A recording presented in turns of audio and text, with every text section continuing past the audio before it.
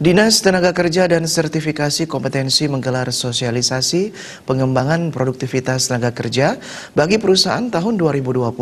Sosialisasi bertujuan untuk meningkatkan produktivitas tenaga kerja maupun perusahaan untuk mendorong pertumbuhan ekonomi.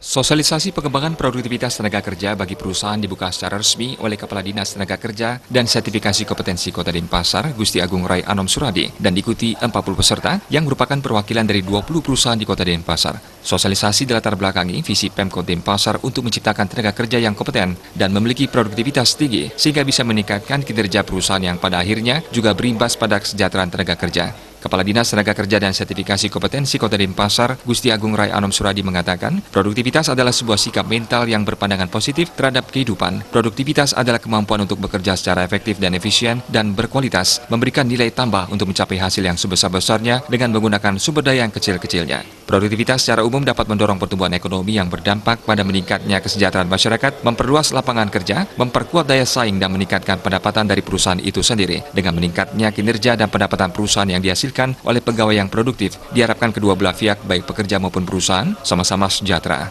Hal ini sesuai dengan prinsip hubungan industrial yang harmonis antar perusahaan dan karyawan.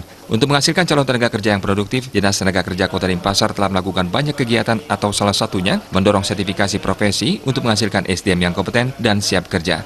Selain itu menjalin sinergi dengan lembaga pelatihan kerja di Kota Denpasar untuk bersama-sama mendidik melatih calon tenaga kerja yang kompeten yang difokuskan pada upaya meningkatkan pengetahuan, skill, dan sikap mental.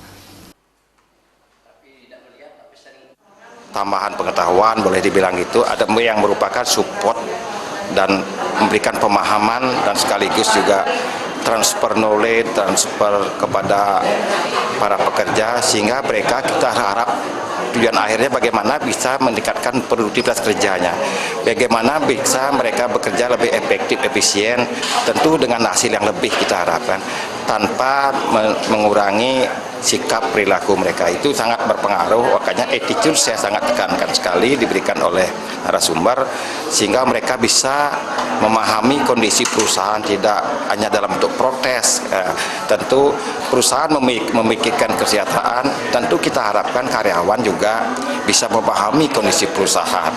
Nah, bagaimana mewujudkan visi misi perusahaan, tentu kalau itu terwujud akan bermuara kepada kesejahteraan pegawai.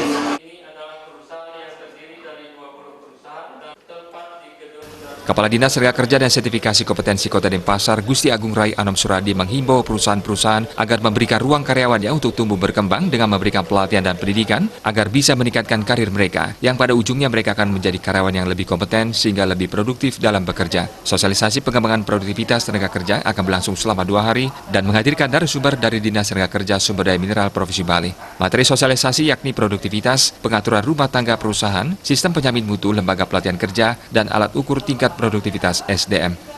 Riasa, Bali TV.